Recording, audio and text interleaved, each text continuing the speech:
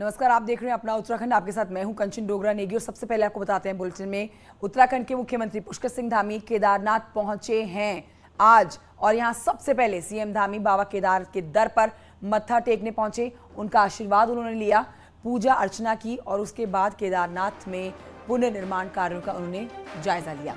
इस दौरान सीएम धामी ने सरस्वती मंदाकिनी नदी पर आस्था पथ पर हो रहे काम को जाना, देखा, अधिकारियों से बातचीत की, उनको निर्देश देते हुए कहा नदियों की सुरक्षा दीवार के साथ रेलिंग लगाई जाए और बर्फ हटने के साथ काम में तेजी लाई जाए।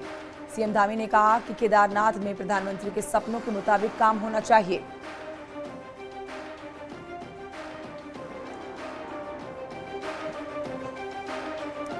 तो आपके सामने तस्वीरें, आज पहुंचे हैं केदारनाथ मुख्यमंत्री पुष्कर सिंह धामी। सबसे पहले जाके केदार धाम पर जाके बाबा के दर्शन किए, मत्था वहां टेका और उसके बाद उन सभी महत्वपूर्ण बिंदुओं पर पहुंचे, जगहों पर पहुंचे जहां पर अब से थोड़े ही दिनों के बाद थोड़ा सा इंतजार है।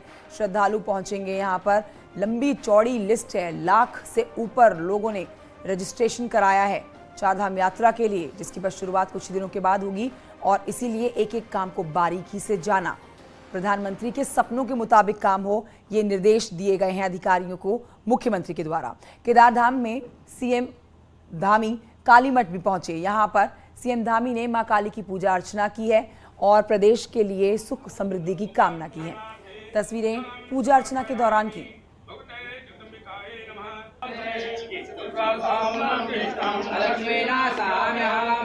शैलेंद्र सिंह रावत केदारनाथ धाम से हमारे साथ इस समय मौजूद हैं। सीधे रुख करते हैं उनकी तरफ और जानकारी उनसे लेते हैं। शैलेंद्र, इस समय की अपडेट दीजिए। तस्वीरें फिलहाल हम अपने दर्शकों को दिखाई रहे हैं। केदारनाथ पहुंचे हैं पुष्कर सिंह धामी, केदार धाम गए और फिर कालीमठ में पूजा अर्चना की है।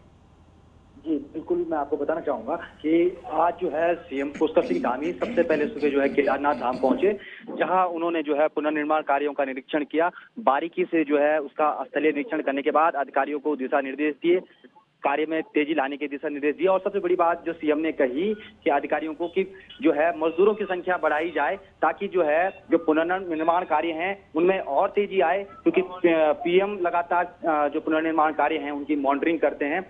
जिसके बाद सीएम ने जो है वहां पर अधिकारियों की यात्रा को लेकर के समीक्षा बैठक भी ली और जो आवश्यक दिशा निर्देश हैं वो दिए, क्योंकि इस बार यात्रा जो है काफी श्रद्धालु यात्रा में पहुंचने वाले हैं और उसको देखते हुए तमाम तैयारियां चल रही हैं। तो सीएम ने तमाम जो अधिकारियों को ये निर्देश दिए कि किसी तरह की कोताही नहीं होनी चाहिए।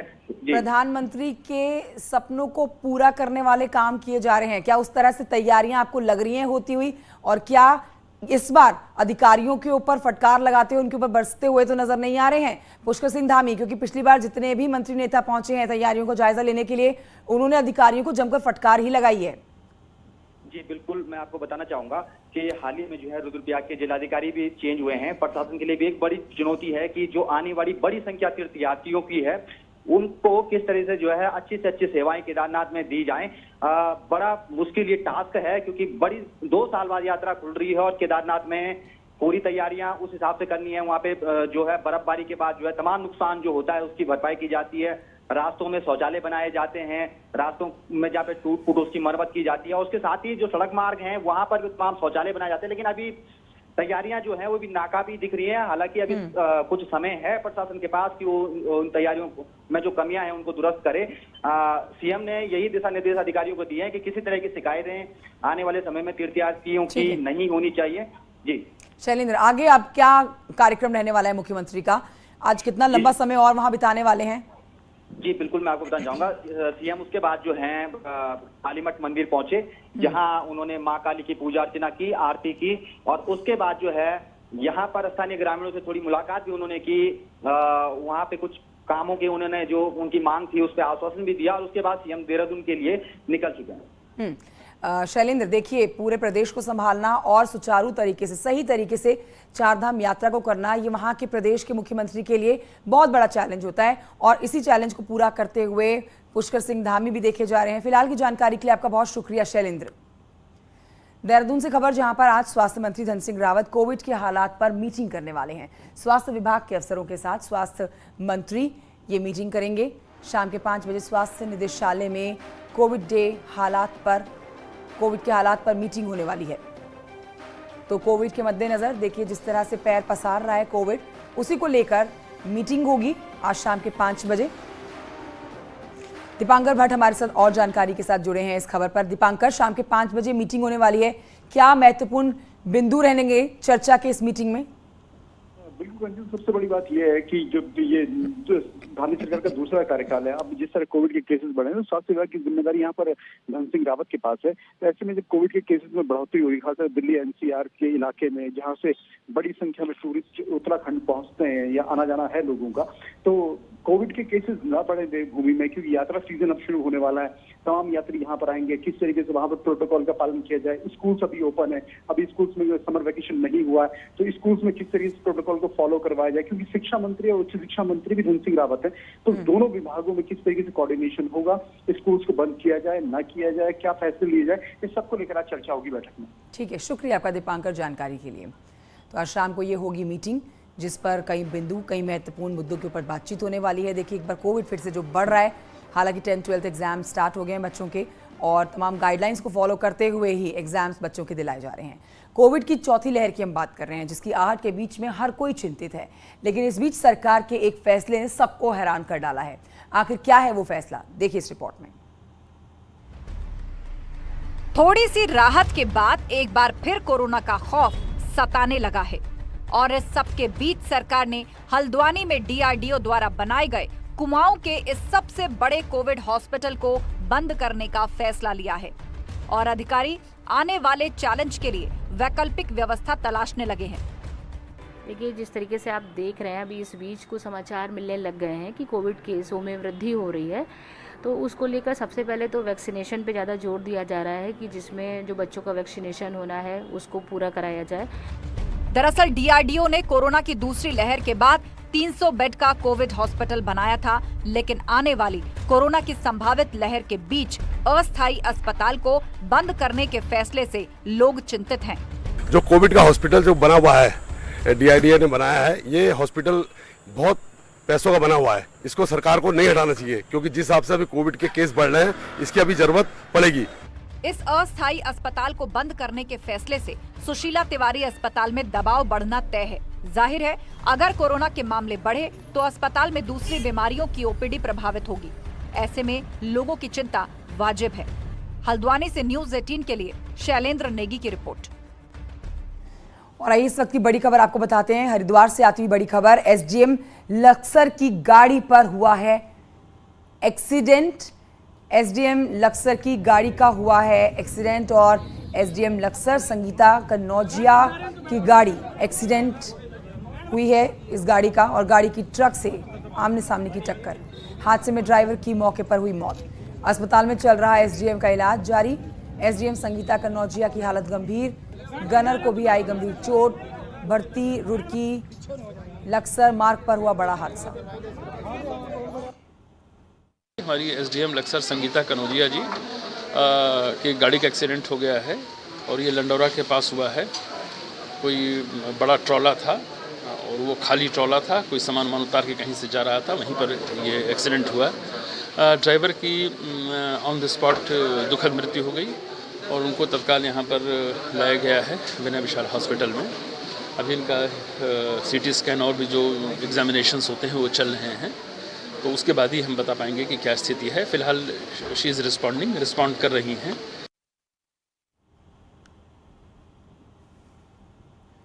उत्तराखंड में सरकारी कर्मचारी अपनी मनमर्जी से ऑफिस पहुंच रहे हैं। खाद्य भवन से लेकर जल संसाधन पर जल निगम के ऑफिस में 10:30 से 11 बजे से ज्यादातर कर्मचारी ऑफिस से नदारत रहते हैं। खाद्य विभागों में जब पूछा जाता है तो राउंड पर होने की बात बताई जाती है। जल संस्थान में भी यही हाल दिख रहा है और यहाँ भी 3 अधिशांसी अभियंता 10:30 बजे तक दफ्तर नहीं पहुंचे थे। इसके अलावा पेयजल निगम में भी चीफ के आउट ऑफ स्टेशन होने के चलते ज्यादातर कर्मचारी अपने हिसाब से ऑफिस पहुंचते दिखाई दिए।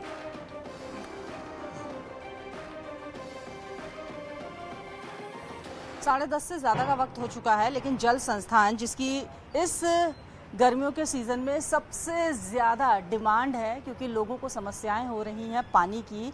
वहाँ पर क्या हाल है वो भी आप देख लीजिए।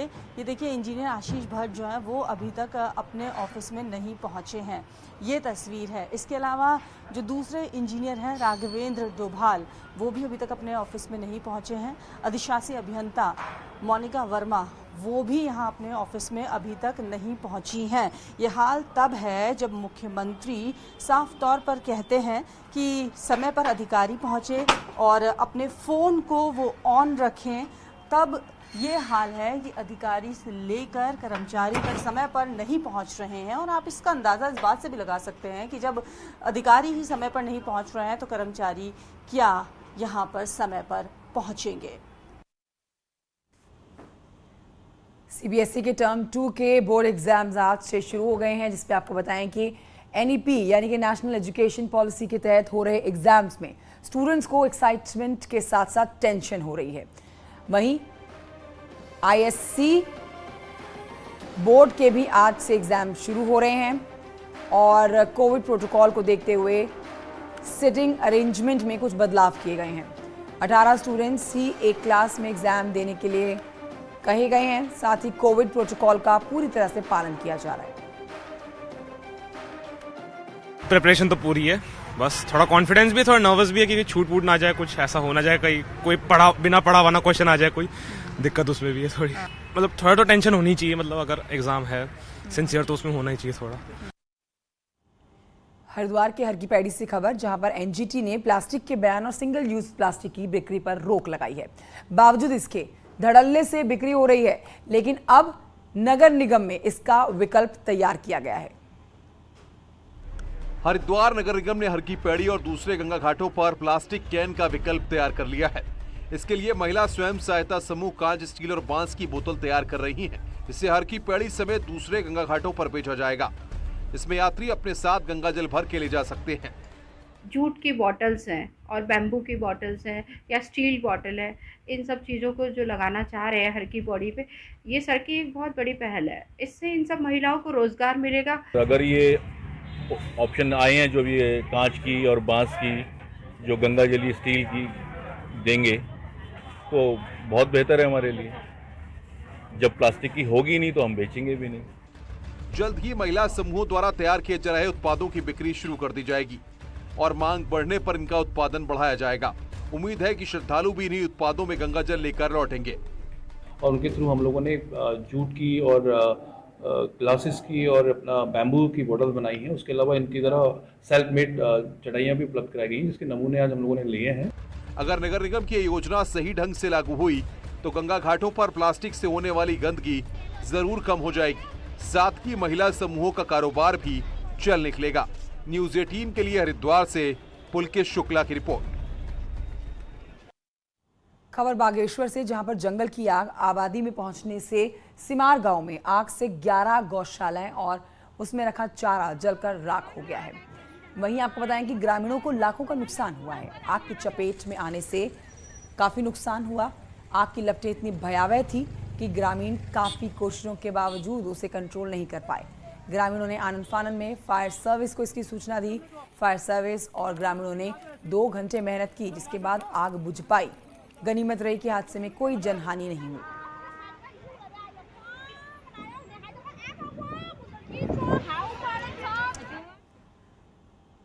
नई टिहरी से खबर, जहां पर अतिक्रमणकारियों का मास्टर प्लान की धज्जियां उड़ा रहे हैं। प्रशासन की कार्रवाई सिर्फ नोटिस देने तक सीमित है। ये नई टिहरी बोराड़ी मोलधार में अतिक्रमणकारियों के द्वारा रातों रात चौराहों पर, पुश्तों पर अतिक्रमण किया जा रहा है और बिल्डिंग बना दी जा रही है। ऐसा नहीं है, एज पर कंप्लेंट बेसिस सभी मैटर्स को टेकअप किया गया है। पूर्व में भी जैसे जैसे हमारे संज्ञान में आया है, हमने अतिक्रमण की कार्रवाई, एंटी इंक्रोचमेंट की कार्रवाई करी है। एंड भविष्य में भी जिसके भी खिलाफ कंप्लेंट आएगी और उसको सुनवाई के बाद में सही पाया जाएगा कंप्लेंट को, उसकी पुख्ता वो हो जाएगी, तो उसके खिलाफ भी सख्त कार्रवाई की जाएगी, जैसे बाकियों के खिलाफ की जाए। नैनीताल के बजून अधोड़ा सड़क में 2 सालों से खुला उल्लंघन चल रहा है, लेकिन नैनीताल वन विभाग इसके बिल्कुल बेखबर नजर आ रहा है। सड़क कटान से जंगल और पर्यावरण को पूरी तरह से तबाह कर दिया। 5 किलोमीटर दायरे में बांज, बोरांश, तून समेत संरक्षित प्रजाति के पेड़ों को भी ठेकेदारों ने नुकसान पहुंचाया। नियमों के खुले उल्लंघन पर कुछ पर्यावरण प्रेमियों और ग्रामीणों ने सवाल उठाए। लगातार 2 सालों से जंगलों के हो रहे नुकसान को लेकर वन विभाग के अधिकारी को खबर ही नहीं है इस बारे में। जिस तरह से यहाँ पर प्रकृति का नाश हुआ है और जिस तरीके से मलबे को लगातार जंगल में डाला गया है और उसके बाद इसके कारण दूसरी सड़क भी नीचे वो भी डैमेज हो गई है और तमाम जो बांज बुरांस के यहाँ पर वृक्ष हैं और बड़े अन्य जो वृक्ष हैं उनको बहुत खासा नुकसान हुआ है। मेरे पास आ रहा है कि मेरे पास शिकायत नहीं आया है इसका, लेकिन जो जंगल बर्बाद कर दिए हैं उसमें क्या? नहीं, ये पहली बार आपसे थ्रू मेरे का संज्ञान में आ रहा है। ठीक है, मैं जांच करके उसका अभी उसका रिपोर्ट दे दूंगा मैं। सतपुली में बड़खोलू गांव के जिस झूला पुल पर चलने की सोच ही लोगों की सांसें अटक जाती है, उस पुल में रोज सैकड़ों बच्चे आवाजाही करने को मजबूर हैं। साल 2013 में आई भीषण आपदा के दौरान पुल जर्जर हो गया था। उफनती नदी के ऊपर से बने इस जर्जर झूला पुल से बड़खोलू गांव के ग्रामीण सतपुली पहुंचते हैं, तो वहीं बच्चों को भी हर दिन खतरों से जूझना पड़ता है। एक तरफ लगभग झुक चुका ये पुल जिससे आवाजाही करने को लोग मजबूर हैं और अनहोनी होने का डर हर समय सताता रहता है।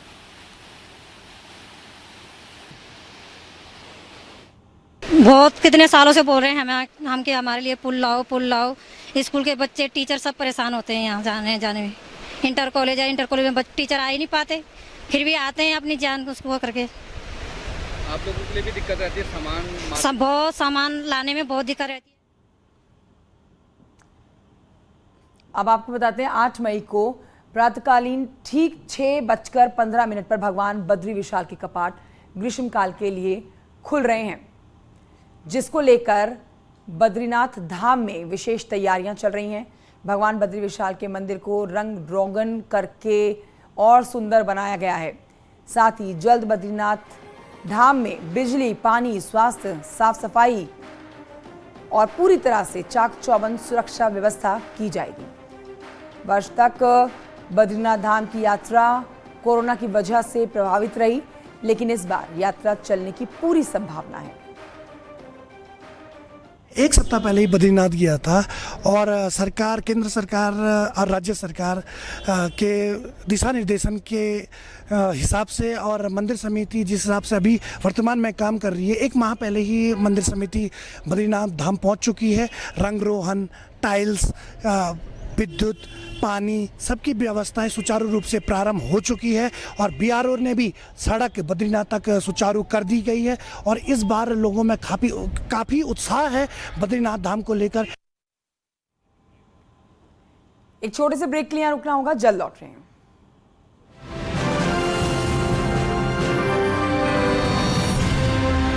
खुशहाली एवं सुख समृद्धि की कामना की।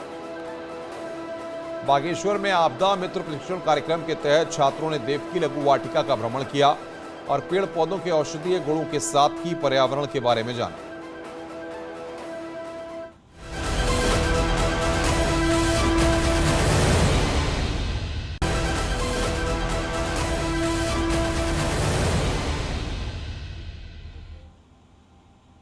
सीएम योगी आदित्यनाथ ने की सिंचाई विभाग की बाढ़ परियोजनाओं की समीक्षा। लोक भवन में हुई बैठक में जल शक्ति मंत्री समेत तमाम अफसर रहे मौजूद।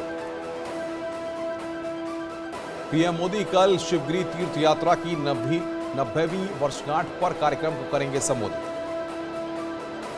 भ्रामक जानकारी फैलाने के आरोपों में 16 यूट्यूब चैनल केंद्र सरकार ने बैन किए, 6 पाकिस्तानी यूट्यूब चैनल भी शामिल। मुजफ्फरनगर के सिसौली गांव में सरकारी शिलापट तोड़ने को लेकर माहौल गर्म। अराजक तत्वों ने तोड़ा केंद्रीय मंत्री संजीव बालियान के नाम से लगा शिलापट। अज्ञात लोगों के खिलाफ केस दर्ज। अवैध लाउड स्पीकर हटवाने के लिए गृह विभाग के सख्त निर्देश। सभी थानाध्यक्षों से 30 अप्रैल तक रिपोर्ट तलब। लापरवाही पर होगी सख्त कार्रवाई। सहारनपुर में ट्रेन में बम की सूचना से हड़कंप। पुलिस ने रेलवे स्टेशन पर चलाया तलाशी अभियान। दिल्ली जाने वाली ट्रेनों में की जा रही है तलाशी। कानपुर में ईपीएफओ का इंस्पेक्टर सीबीआई ने किया गिरफ्तार, शिक्षक से ले रहा था 3 लाख रुपए की घूस। बरेली प्रशासन की बड़ी कार्रवाई, नशीले पदार्थ की तस्करी करने वाले माफिया और उसकी पत्नी की अवैध संपत्ति पर चलाया बुलडोजर। 6 करोड़ से ज्यादा की संपत्ति को किया कुर्क। सीतापुर में कुख्यात माफिया मुजीब अहमद की संपत्ति जब्त, 1 करोड़ 3 लाख की संपत्ति पुलिस ने की जब्त। फर्जीवाड़े का आरोपी नोएडा अथॉरिटी का चौकीदार सस्पेंड, फर्जी सिग्नेचर कार आवंटित करता था अथॉरिटी की जमीन, प्राधिकरण के लेटर हेड का भी फर्जीवाड़े में करता था इस्तेमाल। अनंतनाग के बिजबेरा इलाके में पुलिस टीम पर आतंकियों ने की फायरिंग, ग्रेनेड भी फेंका। केदारनाथ के कामों की अब कैमरे से होगी मॉनिटरिंग, पीएमओ के अधिकारी करेंगे मॉनिटरिंग। यात्रा की तैयारियां देखनी।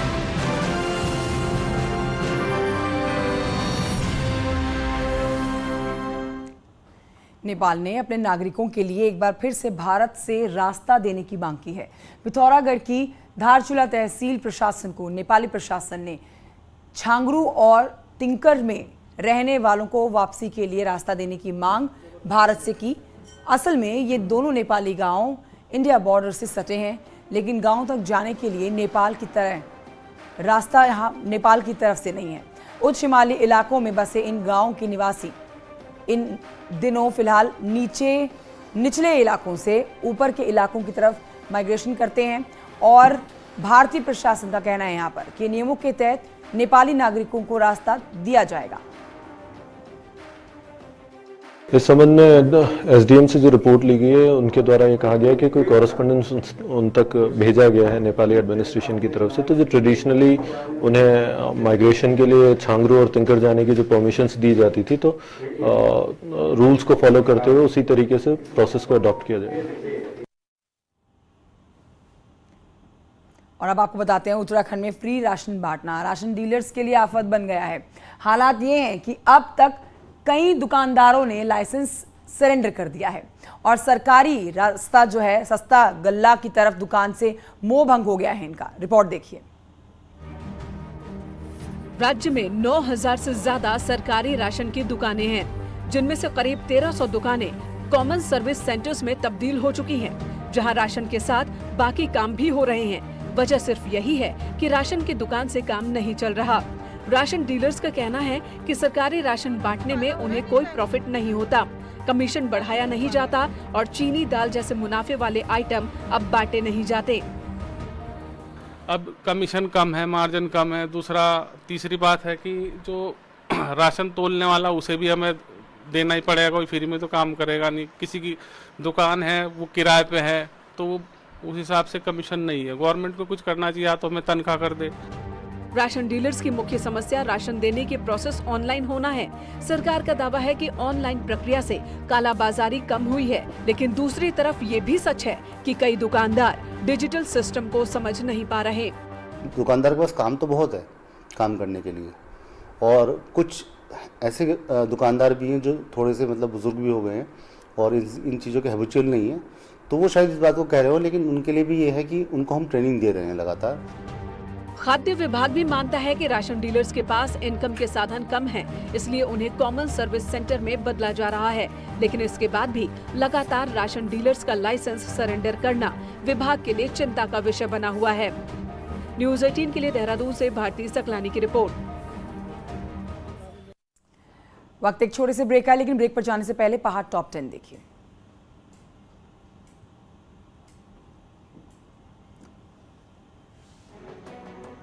उधम सिंह नगर में बेटियों को प्रोत्साहित करने के मकसद से चल रही पहल मेरा सपना मेरा लक्ष्य के तहत छात्राएं पहुंची विकास भवन।